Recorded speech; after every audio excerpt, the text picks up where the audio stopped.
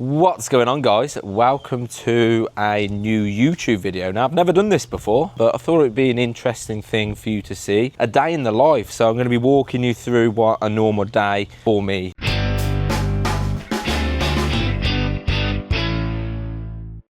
I am in sunny Florida for the next month.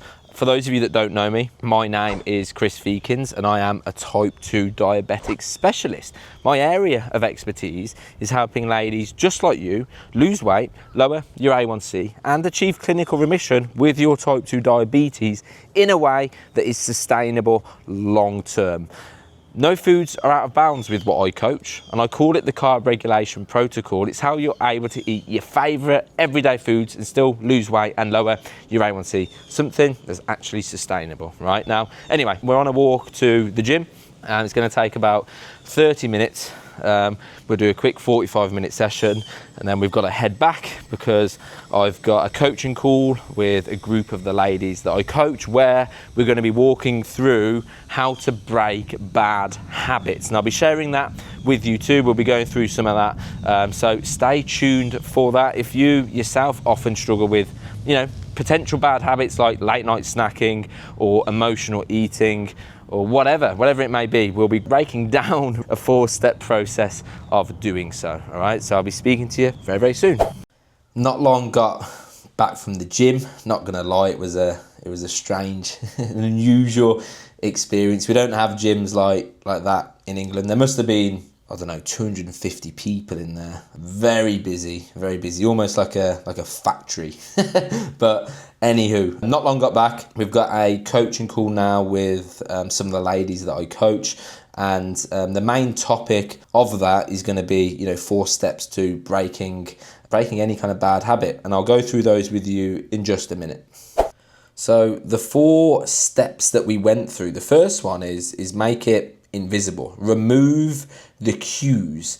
Now, every habit starts with a trigger. If you remove the trigger, you remove the urge. So what we want to do is work on changing your environment to remove or hide the thing that cues the bad habit. So just an example would be, if you binge on chips every night, don't keep them in the house. That's scenario 1. Scenario 2 is, you don't have to necessarily remove them, but instead just hide them. Have them somewhere where you are not aware of them. Have them out of sight. That's the most important thing. Have them out of sight, because out of sight, out of mind. Have a family member put them somewhere. Now, obviously, this doesn't mean that you're not going to be able to find them, but it reduces your likelihood of reaching for those foods if A, you don't know where they are, and B, the cue is out of sight. Okay, so an action step would be to identify your biggest habit trigger,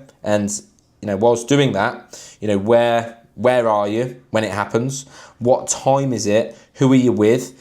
And what just happened before the habit kicks in, right? We want to change, we want to alter that cue, right? The second thing would be to make it difficult, increase friction. The harder it is to do something, the less likely you are to do it. So we want to increase obstacles between you and the bad habit. We want to increase the steps that are required in order for you to do that thing. So if you find yourself snacking on candy at night, store the candy in your garage. Right? It doesn't have to be in your garage. Store it somewhere where you are far less likely to go and get it. I've got a lady that I coach, Michelle.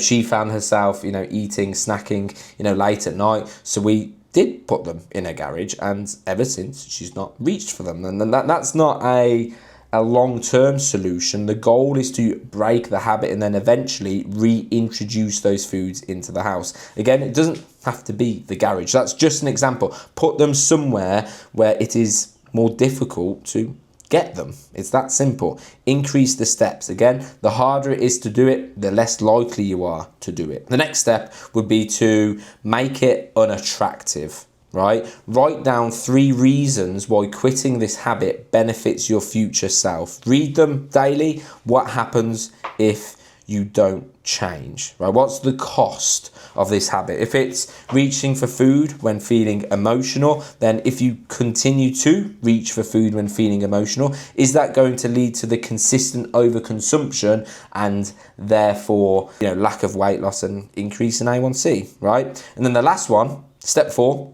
is to make it unsatisfying.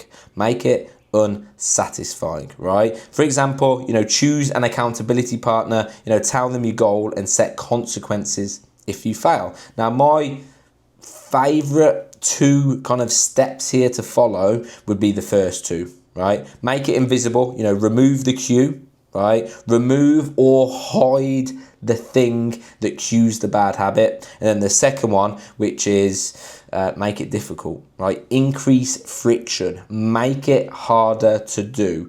Most bad habits can be broken with just those 2 steps alone, right? So just something to think about. And a bit of a practical exercise, practical implementation rather, would be to pick a bad habit you want to break. 1, identify the cue and make it invisible, right? Hide it. Reframe your craving and make it unattractive. What happens if you continue to do it? Add friction to make it harder, add steps, and create a consequence to make it unsatisfying. Okay, the best thing about all of this is you don't need more willpower. We just need to rewire the habit loop. Okay, it's that simple. I just got off a one-to-one coaching call with one of the ladies that I coach, Karen. Let me show you this. This is pretty damn cool. So, Karen, when she started with us up here, she was at 176, and now she's all the way down here at 140, which is her goal weight. Now, Karen hasn't seen 140 pounds since she was 17 years old. Karen is now in her 60s and her last A1C was 5.5 and below, right? And we've achieved these things whilst still enjoying her favourite food. She's not cut anything else. She's not cut out bread, pasta, rice, or even sweets or any of those foods. Instead, we've learned how to manage them. And because it's been enjoyable, because it's felt like just a normal day, Karen's been able to sustainably lose weight and achieve clinical remission with her type 2 diabetes and get off all meds. So moral of the story is to not eliminate, don't cut out the foods that you love. You're going to shoot yourself in the foot and set yourself up for failure. I didn't show you my lunch, but what we did have was just simply a bagel with pastrami, mustard and some mozzarella, dead simple. And then dinner, if I can find a picture, I'll put that up, but just a normal beef chilli with rice, with lots of veg, bell peppers, onion, and some tomatoes in the sauce, things like that. Oh, mushrooms as well. That's a really easy way of adding volume to your meal without you actually adding many calories and carbs, and obviously volume leads to us feeling fuller for longer. I also had a second protein shake as well, so there were 40 grams in each one.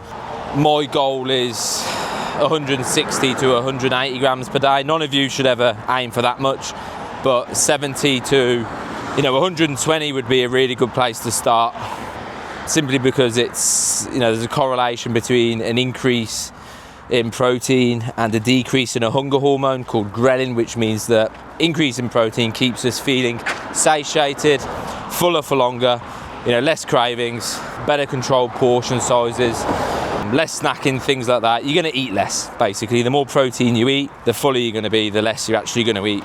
Plus, it is insulinotropic, which means the consumption of protein leads to the release of insulin. So just like how injecting insulin reduces blood sugars, consuming protein is going to do a very similar thing. Plus, if you consume protein with carbohydrates, not only has it got that insulinotropic effect, but it also blunts the absorption of carbohydrates as well. So something to consider. Try and pair your carbohydrates with a protein, whether it's meat, fish, whether it's cottage cheese, Greek yogurt, or protein shakes. We're just out getting some steps. The biggest thing to remember is there's no best type of exercise, right? The best type of exercise is the exercise that you do. right? So it doesn't matter what it is, whether it's, you know, walking, skipping, dancing, YouTube videos, whatever. Just find something you at least tolerate. If you don't enjoy anything, just find something that you know, at least tolerate doing.